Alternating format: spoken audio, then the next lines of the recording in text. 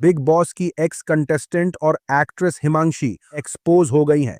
उन्होंने आसिम रियाज पर बेहद सीरियस बातें कही थीं, जिसके बाद अंधभक्तों की टोली उनके पीछे लग गई थी। बहुत से लोगों ने आसिम के खिलाफ नफरती नैरेटिव चलाया। मीडिया रिपोर्ट्स के मुताबिक हिमांशी ने आरोप लगाया था कि आसिम ने उन्हें धर्म बदलने के लिए मजबूर किया था। लोगों को आसिम के जवाब का इंतजार था। आसिम ने आखिर इस मामले को लेकर हिमांशी को एक्सपोज किया है। आसिम ने कहा कि मैंने कभी किसी को अपना धर्म बदलने के लिए नहीं कहा, एक बार भी नहीं, बल्कि मैंने ही तुम्हें फिटनेस की तरफ पुश किया था। मुझसे मिलने से पहले सब जानते हैं कि तुम कैसी दिखती थी। आसिम ने आगे कहा कि धर्म एक बेहद सीरियस मुद्दा है और इसे हथियार की तरह इस्तेमाल नहीं करना चाहिए। उन्होंने हिमांशी पर निशाना साधते हुए कहा कि लोगों के मन में मेरे लिए नफरत पैदा करने के लिए इतने पर्सनल मैटर को उछालना बचकाना है। इससे पता चलता है कि अटेंशन पाने के लिए कोई किस हद तक गिर सकता है। खराब रिश्ते की वजह से थायराइड, डिप्रेशन, नाक से खून, चेहरा बूढ़ा दिखना, बालों से बदबू और चेहरे पर मुहासे, तो फिर मार्च में 3 महीने बाद तुमने मुझे मैसेज क्यों किया और इस रिश्ते में वापस आना क्यों चाहा? चिंता मत करो, मेरे पास तुम्हारा मैसेज है, स्क्रीनशॉट भी है। जरूरत पड़ी तो अगली बार पोस्ट कर दूंगा। आसिम के बयान के बाद हिमांशी का बयान आया है। हिमांशी ने लंबा चौड़ा पोस्ट करके कहा कि मैंने हमेशा अपनी जिंदगी और अपने एक्सपीरियंस के बारे में लोगों से सच और इज्जत के साथ बात की है, चाहे वो बिग बॉस का मामला हो, मेरी स्पिरिचुअल जर्नी हो या मेरी सेहत से जुड़ी बातें। मैंने कभी किसी को नीचा दिखाने के लिए इन बातों का इस्तेमाल नहीं किया और मैंने कभी नहीं कहा कि मेरा जबरदस्ती धर्म बदला गया था। ये बात लोगों और मीडिया ने खुद बनाई। लेकिन जब मेरी सेहत का मजाक उड़ाया जाता है और मेरी तकलीफों पर सवाल उठाए जाते हैं, तो अब चुप रहने की कोई वजह नहीं है। अगर बात सबूतों की है तो मैं धर्म बदलने वाली पूरी बात के सीसीटीवी फुटेज, रिकॉर्डिंग और बाकी सबूत सामने रखने के लिए तैयार हूं, खासकर मेरे साथ हुई मारपीट के सबूत भी। अगर मेरी बदनामी करने की कोशिश की गई तो अब मैं किसी की इज्जत बचाने के लिए बातें नहीं छुपाऊंगी। गोदी एंकरों को समझ नहीं आ रहा कि वो अपना मुंह कहां जाकर छुपाएं। अमेरिकी एम्बेसडर घोर ने इंडियन टीवी न्यूज के चिल्लाने पर मजाक उड़ाया है।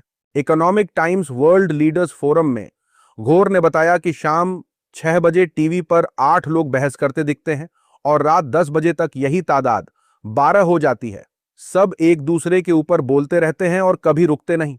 एंकर अलग चिल्लाता है और ये 12 लोग भी साथ में चिल्लाते हैं। अमेरिकी एम्बेसडर ने इंग्लिश में गोदी एंकरों की इज्जत उतारते हुए कहा कि मैं जब भी बोर होता हूं, रात में इंडियन टीवी न्यूज का डिबेट देख लेता हूं। कॉमेडी शो से ज्यादा इसमें कॉमेडी चल रही होती है। उनकी इस बात पर ऑनलाइन लोगों ने गोदी चैनल्स की खिंचाई कर दी। अयोध्या में हनुमानगढ़ी के महंत राजू दास और कांग्रेस प्रवक्ता कुंवर सिंह निषाद के बीच एक चैनल के लाइव डिबेट में बवाल हो गया। राजू दास ने कांग्रेस प्रवक्ता को जमकर गालियां दी, धमकाते हुए कहा कि जूते से मारूंगा। यह सुनकर दोनों लेडी एंकर दंग रह गईं। कुंवर सिंह ने कहा कि मछली खाना अपराध नहीं है और सावन में मछली न खाने की बात संविधान में कहीं नहीं लिखी है। उन्होंने बीजेपी पर भी सवाल उठाए। जब राजू दास ने जवाब देना चाहा तो कुंवर सिंह ने उन्हें चुप कराने की कोशिश की, जिसके बाद राजू दास भड़क गए और गाली गलौज करने लगे। इसके बाद एंकर ने दोनों को भाषा की मर्यादा बनाए रखने को कहा और बहस खत्म कर दी। पत्रकार ने इसे देखकर कहा कि गनीमत है कि अमेरिकी एम्बेसडर हिंदी चैनल और ऐसे डिबेट नहीं देखते या नहीं समझते, नहीं तो साधु संतों के लिए भी उनकी सोच बदल जाएगी। भाजपा सांसद और एक्ट्रेस कंगना रनौत ने एक बार फिर कुछ लोगों पर गुस्सा निकाला है। उन्होंने आशुतोष राणा, सोनू सूद, राखी सावंत और तापसी पन्नू का नाम लेकर कहा कि अगर लोग उनकी तरह 1% भी कामयाब नहीं हुए हैं तो वो उनका ज्ञान नहीं सुनेंगे। कंगना ने बाबा रामदेव पर भी लाइन क्रॉस करने का आरोप लगाया।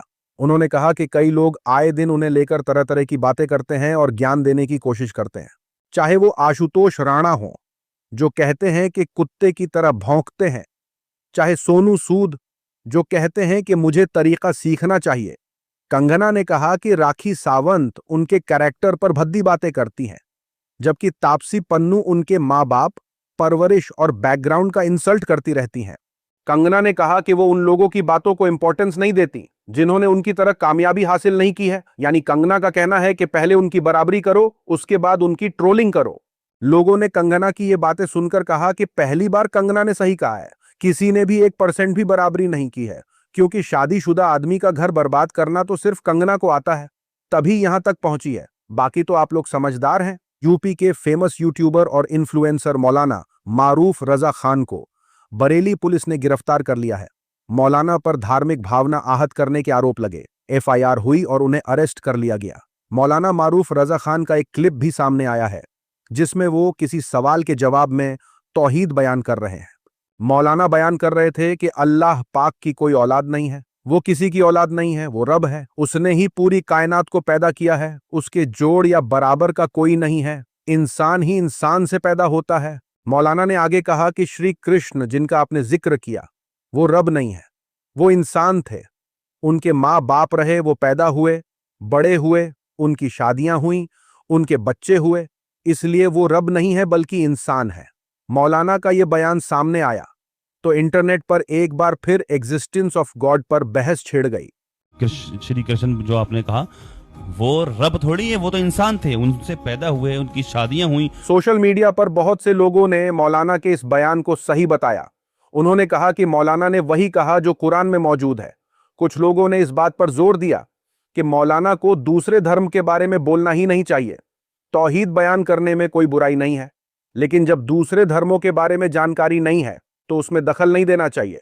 बड़ी तादाद ने मौलाना मारूफ रजा खान की गिरफ्तारी पर सवाल उठाए। उन्होंने कहा कि जो बातें ऋग्वेद और यजुर्वेद में साफ लिखी हैं उन्हीं बातों को मौलाना ने बयान किया है। मौलाना ने भी अपने वीडियो में ईश्वर के निराकार होने की यही बात कही। सुप्रीम कोर्ट के मुताबिक धारा तभी लगती है जब इरादा नफरत फैलाना हो। क्या अपने धर्म का बेसिक उसूल बताना जो वेदों से भी मैच होता हो अब क्राइम है, या मुकदमे सिर्फ नाम देखकर लिखे जाते हैं? रजत सिंह नाम के शख्स ने दिन के उजाले में यूपी के सरकारी स्कूल की बेहद खराब हालत दिखाई।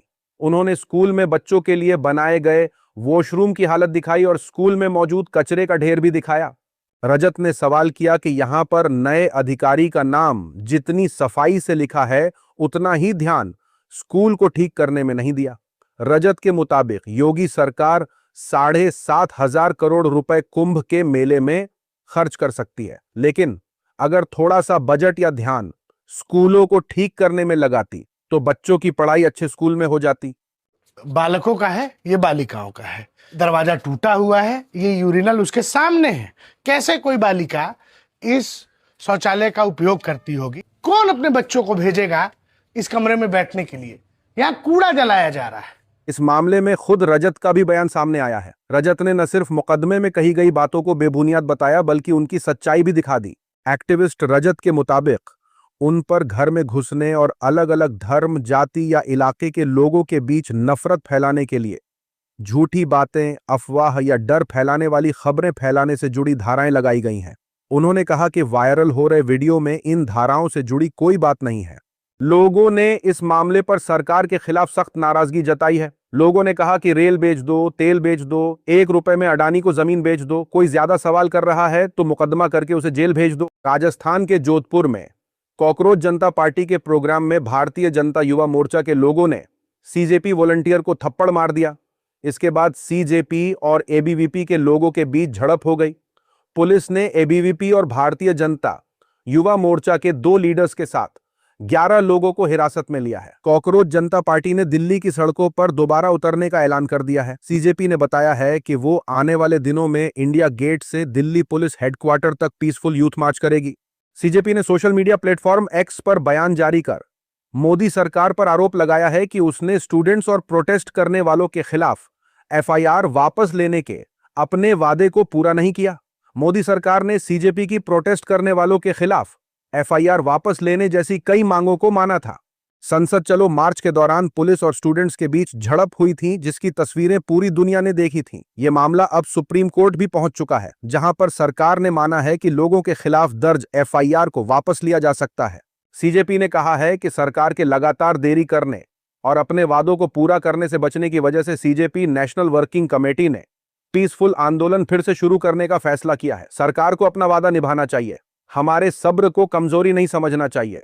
लोग इस ऐलान को इस तरह से देख रहे हैं कि कॉकरोच जनता पार्टी ने कुछ और बड़ा ऐलान कर दिया है, यानी अब फिर से भाजपा के घुटने टेकने का वक्त आ गया है।